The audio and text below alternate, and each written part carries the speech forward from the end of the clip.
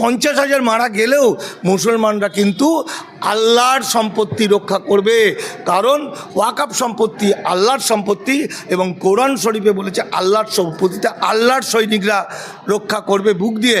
আর আল্লাহর সম্পত্তি হচ্ছে কোটি কোটি মুসলিম।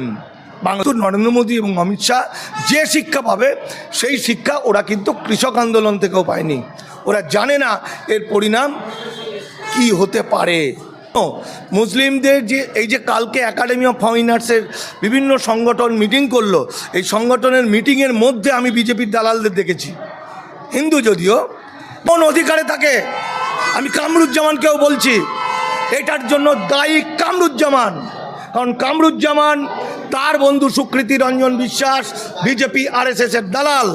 আমি চ্যালেঞ্জ করছি, আমি ডকুমেন্ট দিয়ে বুঝিয়ে দেবো। আচ্ছা, ওয়াকফের মতো এত বড় একটা বিল লোকসভায় পাশ হয়ে গেল কিছুদিন আগে, তো রাজ্য শাসিত যে দল তৃণমূল কংগ্রেস, যারা মুসলিমদের নিয়ে মূলত সংখ্যালঘুদের নিয়ে এত কথা বলে, তারা কিন্তু নীরব। এবং যেদিন লোকসভায় বিলটা পাশ হলো সেদিন কিন্তু সেই দলেরই 3 জন সাংসদ কিন্তু লোকসভায় অনুপস্থিত ছিল। কি বলবেন?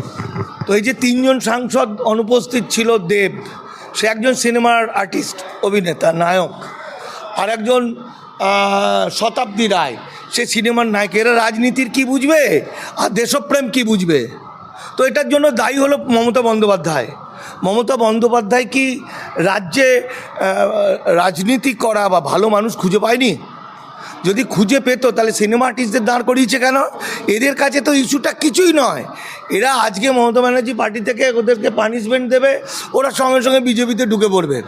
সুতরাং রাজ্য সরকার তো আর বলে দেয়নি যে তোমরা যাবে না, বরং রাজ্য সরকার এবং মমতা বন্দ্যোপাধ্যায়ের সরকার ওয়াকফের বিরুদ্ধে, আইনের বিরুদ্ধে প্রোটেস্ট করেছে, লোকসভায় প্রোটেস্ট করেছে, রাস্তায় প্রোটেস্ট করছে। এবং এই যে ওয়াকফ সম্পত্তির বিরুদ্ধে, এই আইনের বিরুদ্ধে মহুয়া মৈত্র, যিনি তৃণমূলের সাংসদ, তিনি তো একটি অত্যন্ত গুরুত্বপূর্ণ মামলা করেছেন, সেটা আজকেই জানলাম। সুতরাং তৃণমূল একটি সরকারের থেকে সরকারের আন্দোলন করার ধরনটা একটু অন্যরকম হতে পারে, তারা নিশ্চয়ই করছে। এবার আপনি প্রশ্ন করবেন যে হয়তো মমতা ব্যানার্জি কিছু করছে না ইত্যাদি, আর কিছু প্রশ্ন আছে কি এই বিষয়ে?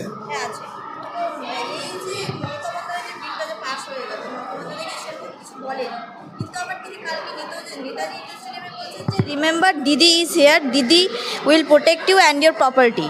কিন্তু তার দলে যে 3 জন সদস্য অনুপস্থিত সে বিষয়ে তো সেরকম কিছু বলছেনও না তিনি।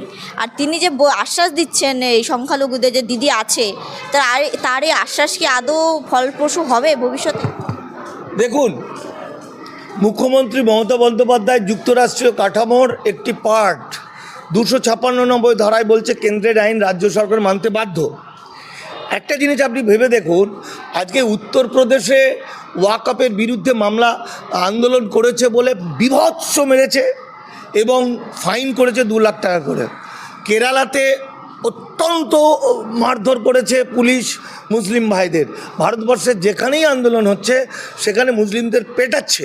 কিন্তু পশ্চিমবঙ্গে মমতা বন্দ্যোপাধ্যায়ের কথার এইটা অর্থ, 2টো অর্থ হতে পারে। একটা অর্থ যদি আমরা এটা ধরি, মমতা ব্যানার্জি তো তার বুক দিয়ে আঁকলাবে না, এই আমি জায়গাটা আটকে দিলাম, কাউকে নিতে দেবো না, এটা হয় না। এটা একটা ইঙ্গিত। এই ইঙ্গিতটা কি? ইঙ্গিতটা হচ্ছে ওয়াকফ সম্পত্তি নিয়ে তোমরা চারিদিকে আন্দোলন করো, ঐতিহাসিক আন্দোলন করো, আমার সমর্থন পিছন থেকে আছে। আমার পুলিশ তোমাকে প্রোটেক্ট করবে, আমার পুলিশ তোমাদের গ্রেপ্তার করবে না, ফাইন করবে না, আমরা ফাইন করব না। এটার মানেটা সেটা। যে কারণে আজকে পশ্চিমবঙ্গের চারিদিকে আজকে মুসলমান সমাজ যে হাজার হাজার লাখ লাখ লোক নেমে পড়েছে আন্দোলন করতে। কোন সাহসে আন্দোলন করেছে? আমরা পশ্চিমবঙ্গে আছি বলে। আমরা যদি উত্তরপ্রদেশে থাকতাম তাহলে তাদের ভাবনাটা অন্যরকম হতো। কারণ উত্তরপ্রদেশে এই আইনটা লাগু হওয়ার সঙ্গে সঙ্গে, ভারতবর্ষে এই আইন লাগু হওয়ার সঙ্গে সঙ্গে উত্তরপ্রদেশে প্রায় 20 একর আমাদের কি বলে গোরস্থান দখল নিয়ে নিয়েছে। 20 একর গোরস্থান বিজেপি দখল নিয়ে নিয়েছে। এমনকি বিভিন্ন মাদ্রাসা দখল করে নিচ্ছে। একটা হিসেব করে দেখবেন, পশ্চিমবঙ্গের কোনো মাদ্রাসা দখলের কথা কিন্তু রাজ্য সরকার ভাবেনি। কারণ রাজ্য সরকার সামনাসামনি না বলতে পারুক, রাজ্য সরকার যে ইঙ্গিত দিচ্ছে একজন বোদ্ধার, এই ইঙ্গিতটা বোঝাটাই যথেষ্ট। ইঙ্গিতটা এই, তোমরা আন্দোলন করো, তোমরা লাখ লাখ কোটি কোটি মানুষ পথে নামো, আন্দোলন করো, আমরা সামনে না থাকলেও পিছন থেকে আছি। এবং তৃণমূল সরকারের যে বিভিন্ন গণসংগঠনগুলো আছে, সেই গণসংগঠনগুলো কিন্তু ওয়াকফের বিরুদ্ধে বিরাট আন্দোলন শুরু করেছে। সেটা একটা সাধুবাদযোগ্য। মমতা বন্দ্যোপাধ্যায় যে কথাটা বলেছেন যে আমি প্রোটেক্ট করব, এই আমি প্রোটেক্ট করব কথাটা পৃথিবীর এরকম কেউ বলতে পারেন না, কিন্তু এই কথাটার অর্থটা বুঝতে হবে। আমি প্রোটেক্ট করব অর্থাৎ আমি তোমাকে আন্দোলন করতে দেবো। এইবার মমতা ব্যানার্জিকে এটাও বুঝতে হবে যে রাজ্যের যে পুলিশ, এই পুলিশদের মধ্যে একটা অংশ বিজেপি আরএসএস। এই বিজেপি আরএসএস পুলিশ, ওরা মুখ্যমন্ত্রী বোঝে না, ওরা তৃণমূল বোঝে না, ওরা সরকার বোঝে না, ওরা বোঝে বিজেপি। ওরা গোপনে শুভেন্দু অধিকারীর সঙ্গে হিস্সা নেয়, গোপনে শুভেন্দু অধিকারীর সঙ্গে প্ল্যান করে, এবং ওরা বিভিন্ন জায়গায় গণ্ডগোল লাগিয়ে দিয়ে যাতে এখানে সিআরপিএফ নেমে পড়ে তার একটা চেষ্টা করবে। সে জায়গায় আমি মমতা বন্দ্যোপাধ্যায়কে কোনো দোষ দিতে পারি না। আমি তোমাকে খাওয়াবো মানে আমি তোমাকে খাইয়ে দেবো নয়, আমি প্রোটেক্ট করব মানে আমরা তোমাদের আন্দোলন করতে দেবো, তোমাদের আন্দোলনের সঙ্গে আছি।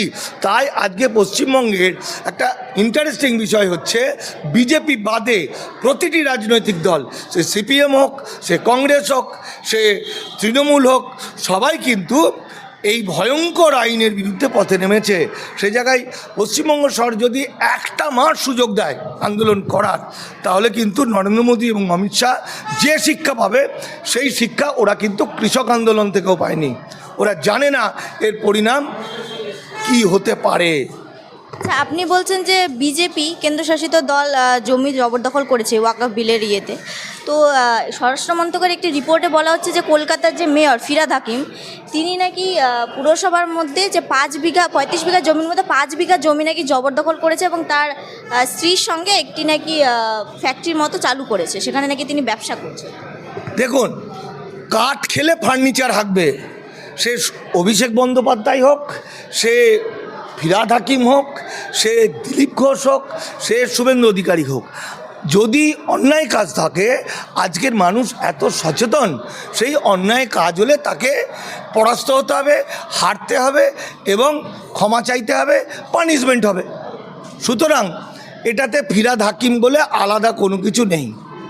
কিন্তু আমরা যেটা বলতে পারি যে ওয়াকফ একটা জিনিস বলতে পারেন যে ওয়াকফ বিলটা যখন আমাদের মন্ত্রিসভায় পাশ হলো, তখন কোথায় ছিল এখানকার মুসলিম সংগঠনগুলো? কেন ঘুমিয়েছিল? যখন যখন বিল জমা পড়লো শীতকালীন অধিবেশনে, 2 মাস সম্ভবত টাইম পেয়েছে, তখন কেন মুসলিম সংগঠনগুলো মসজিদ থেকে জানিয়ে দিল না, যে প্রত্যেকটা মানুষকে জানিয়ে দিল না যে তোমাদের গোরস্থান, তোমাদের মসজিদ, তোমাদের মাজার, তোমাদের মক্তব, তোমাদের সমস্ত প্রপার্টি যেগুলো রেজিস্ট্রি করা নেই টাকা দিয়ে, স্ট্যাম্প ডিউটি দিয়ে, সেগুলো বিজেপি নিয়ে নেবে, কারণ এটা ওদের সিদ্ধান্ত। তাহলে আমি বলবো যে সমস্ত মুসলিম সংগঠনগুলো আজকে লাফালাফি করছে, এরাও সন্দেহের ঊর্ধ্বে নয়। হতে পারে এদের সঙ্গে আরএসএসের ফিটিং আছে। তখন যদি আন্দোলন হতো তাহলে 4-5 জন গুলিতে মারা যেত, এখন 4000-5000 মারা যাবে।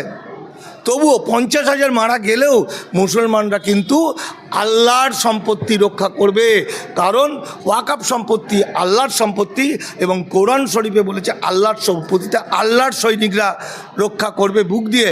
আর আল্লাহর সম্পত্তি হচ্ছে কোটি কোটি মুসলিম বাংলার। আর এখনও মুসলিমদের এই যে কালকে একাডেমি অফ ফাইন আর্টসের বিভিন্ন সংগঠন মিটিং করলো, এই সংগঠনের মিটিংয়ের মধ্যে আমি বিজেপির দালালদের দেখেছি। হিন্দু যদিও, বিজেপির দালাল, তারা গোপনে মানুষকে ঠকাচ্ছে, উদ্বাস্তুদের ঠকিয়েছে। উদ্বাস্তুদের মিথ্যা করে বলেছে যে 2014 আগে যারা এসেছে বাংলাদেশ থেকে তারা বৈধ হয়ে গেছে। তো তারা বলেছে আমরা বৈধ হয়ে গেছি, তাহলে আন্দোলন করব কেন? তো আন্দোলন করলো না, সে বগল বাজালো। এখন ধরা শুরু হয়ে গেছে, ইমিগ্রেশন অ্যান্ড ফরেনার্স অ্যাক্টে বলছে 2014 আসো, আর 1960 আসো, আর 70 আসো। যারা 52 পরে পাসপোর্ট ভিসা নিয়ে আসনি, এখানে ভোটার কার্ড আধার কার্ড করেছো, তাদের 10 বছর পর্যন্ত জেল, 7 লাখ টাকা ফাইন। তাহলে উদ্বাস্তু হিন্দুদেরকে বেনাগরিক বানিয়ে দিল। আর সেই দালাল যারা করলো তারা মুসলমানদের সঙ্গে আন্দোলনে কোন অধিকারে থাকে? আমি কামরুজ্জামানকেও বলছি, এটার জন্য দায়ী কামরুজ্জামান।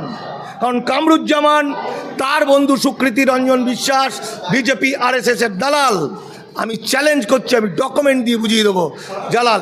সেই দালাল কি করে মুসলিম সমাজের আন্দোলনের ভিতরে ঢুকলো? আমি কামরুজ্জামানকে ইতিমধ্যে 4-5 বার বলেছি, তারপরও সে সাবধান হয়নি। ফলে দালালদের চিহ্নিত করে বের করে দাও, লাথি মারতে মারতে আন্দোলন থেকে বের করে দাও। যারা মুসলিম সমাজের মানুষ, যারা বেনিফিশিয়ারি, যারা মুসলিম সমাজের প্রকৃত সন্তান, তারাই আন্দোলনটা করবে। দালালরা এই আন্দোলনের মধ্যে থাকবে না, তাদের রাখা যাবে না।